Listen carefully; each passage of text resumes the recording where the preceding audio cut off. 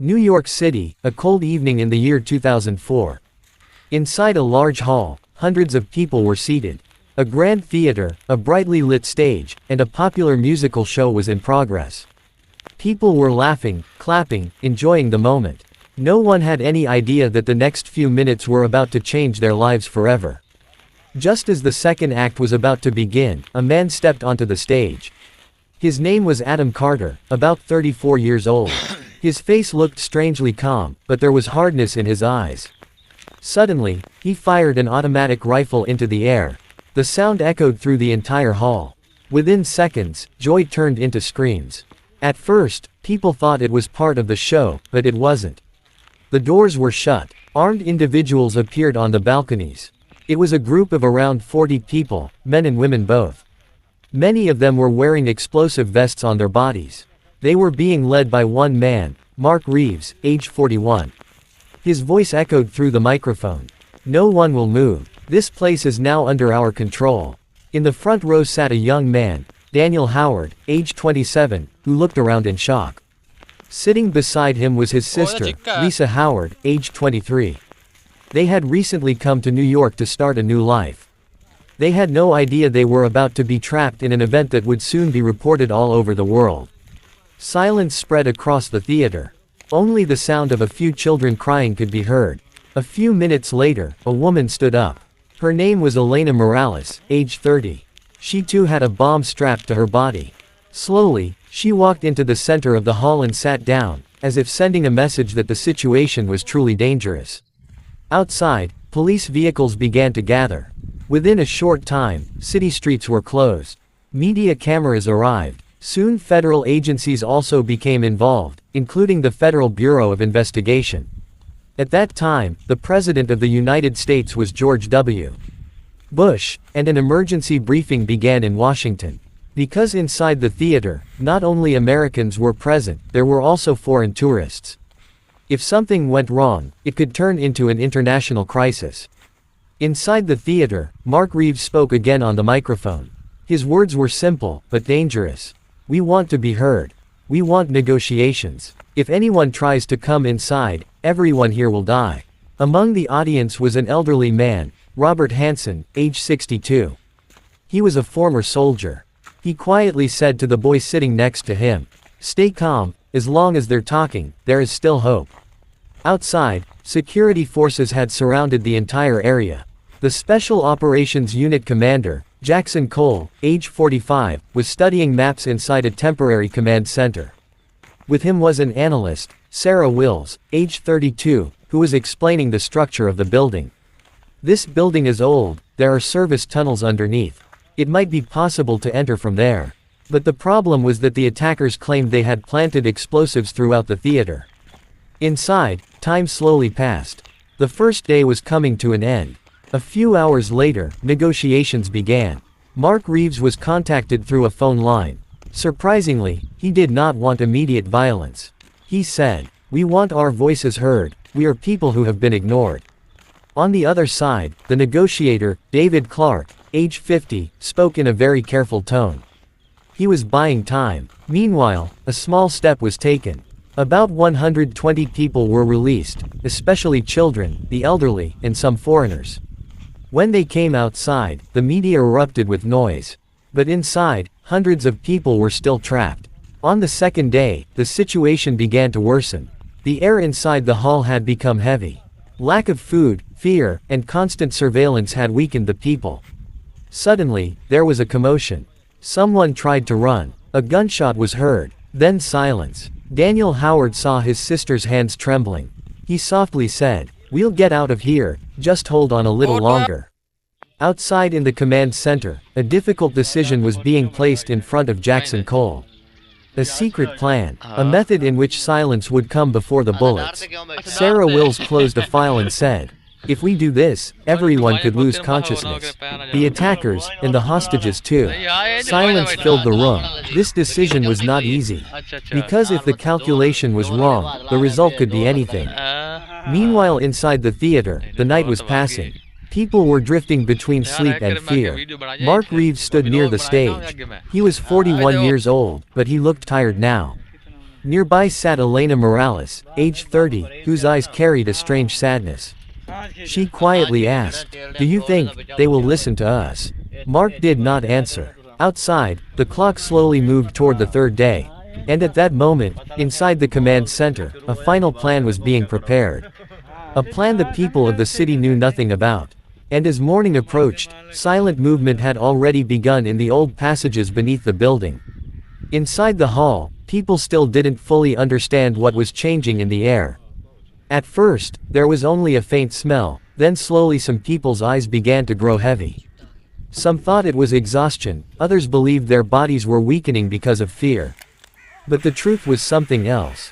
Daniel Howard, age 27, placed his hand on his forehead. He felt something different in his breathing.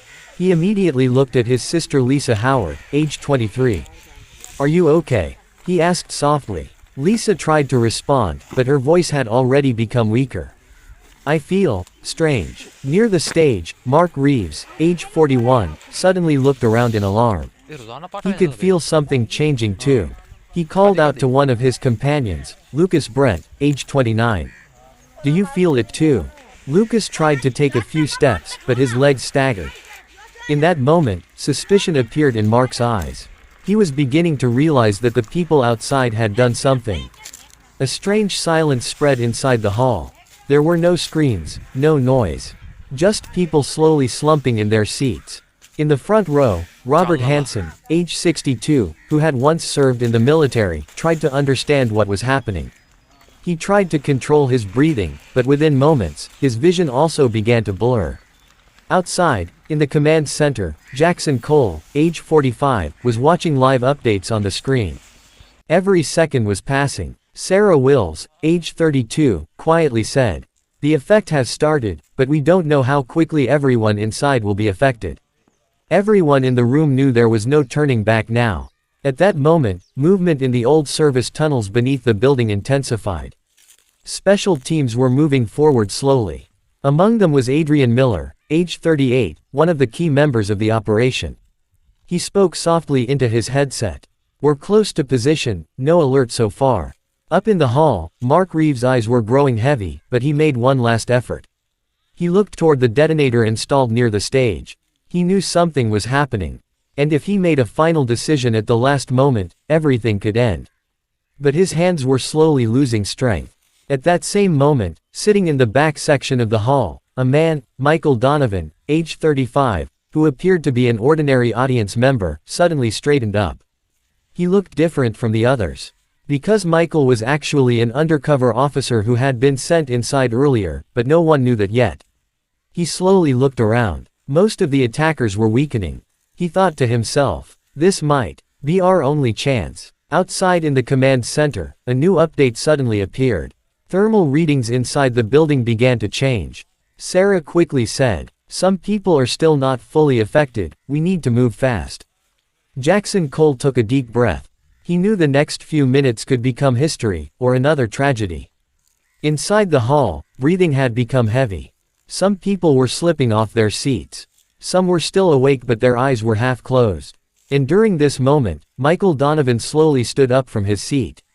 He looked toward the stage where Mark Reeves was still trying to remain standing. But at that same moment, movement suddenly occurred in another part of the hall.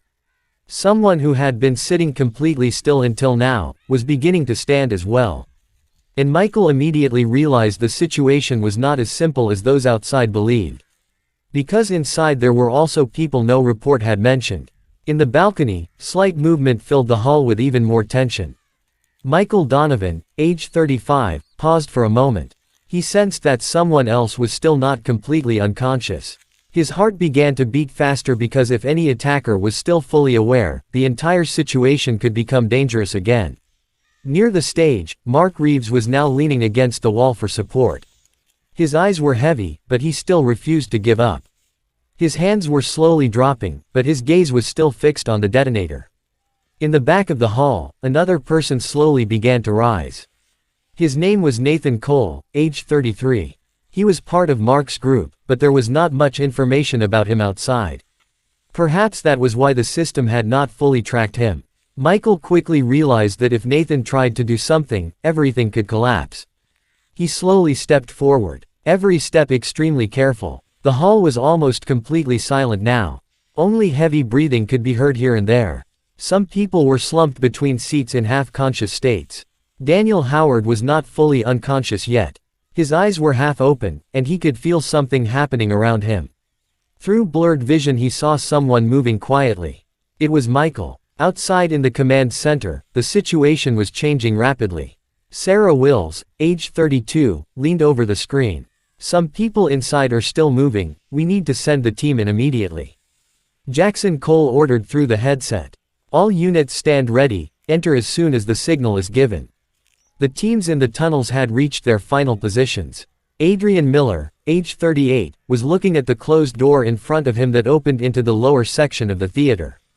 He spoke softly. Just a few seconds. Up in the hall, Nathan Cole was now fully standing.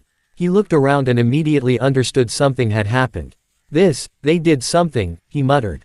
At that moment, his eyes fell on Michael, who was slowly approaching him. For a few moments, their eyes met. Time seemed to stop. Michael knew if he moved too quickly, Nathan could react dangerously. So he began speaking slowly. Listen, it's over now. Nathan gave a weak smile. You don't know, nothing is over yet. At the same time, near the stage, Mark Reeves made one final attempt. He reached out his hand, but there was no strength left. His legs gave way, and he fell to his knees. But at that exact moment, the shadow that had been moving in the balcony earlier became clearer. It was a woman, Emma Briggs, age 28.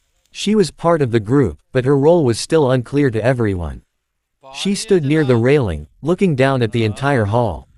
There was no fear in her eyes, something else was there, as if she was thinking about a decision. Below, the distance between Michael and Nathan had become very small. Meanwhile, in the tunnels below, the door slowly opened. Adrian Miller and his team quietly entered. Up in the hall, no one had noticed their arrival yet. But in that same moment, another unexpected thing happened. Daniel Howard slowly raised his hand, as if trying to stop someone. His gaze was toward the balcony. Michael looked up as well. And he realized the real danger might not be on the stage, but above, where someone was standing without making a move. Emma Briggs looked down at the hall, then slowly reached toward her jacket. And at that exact moment, the teams positioned in different parts of the building were about to receive the signal to move together, because those outside believed everything was now under control, but inside there were still decisions waiting to be made that could change the entire direction of the story. And as seconds passed, every person was approaching a moment after which nothing would remain the same. And the story was still continuing, much more remained, many secrets were yet to be revealed, and the true purpose of that night had not fully come to light yet, because some people inside the building had no names on any list, and perhaps that was what made this incident so complicated. And now as the operation was about to enter its next phase, the real question was becoming who each person truly was, and who was working for whom, and this was the moment when the story was about to take another turn, and it would not stop yet, it would keep moving forward. Later that night, long after the theater incident began unfolding into deeper layers of mystery, the night in the city had still not fully ended. Outside, the streets of an old American city carried the quiet feeling of the 1990s. Distant police sirens, empty roads touched by cold wind, and yellow streetlights casting long shadows on the ground. Imran, age 27, was still awake. There was no sleep in his eyes, only the same question that had been circling his mind for days. In the corner of the room sat Sarah, age 24, holding an old diary in her hands. The pages had turned yellow with time, as if the years themselves had touched them. Imran asked softly, "Do you really think there's something in it that could change everything?" Sarah stayed silent for a few moments before answering. "I think, this isn't just a story. It's someone's secret, and maybe we're very close to that secret." Silence deepened in the room. The clock struck 3. It was that time of night when the noise of the city almost disappears and strange things seem clearer. At that moment, there was a soft knock on the door. Imran and Sarah looked at each other. At this hour, 3 in the morning, the knock came again, this time slightly louder. Imran slowly walked toward the door. Even the sound of his footsteps felt unusual to him, as if each step was leading him closer to an unknown truth. When he opened the door, there was no one outside. Only an empty corridor, and a small envelope lying on the floor. Imran bent down and picked it up. Only one sentence was written on it. "If you want to know the truth, come tonight to where it all began." Sarah stepped closer. "Who sent this?" Imran shook his head. "I don't know, but whoever did, they know us." Sarah's eyes fixed on the paper inside the envelope. An address was written there, an old industrial area that had shut down in the 1990s. A place people usually avoided. They stayed silent for a moment. Then Sarah said quietly, "We have to go." Cold wind was blowing outside when they left the building. The streets were almost empty. The atmosphere in the outskirts of New York felt strangely serious, as if the city itself knew something was about to happen. As soon as they sat in the car, Imran started the engine. The sound of the old vehicle echoed in the quiet night. Sarah looked out the window. There was fear in her eyes, but also curiosity. "Imran, yes. If we find what we think we might find there, things may never be the same again." Imran didn't answer. He just kept his eyes on the road. A few minutes later, the city lights began to fade. Buildings looked older. Large factory shadows appeared. Broken windows in some places, rusted gates in others.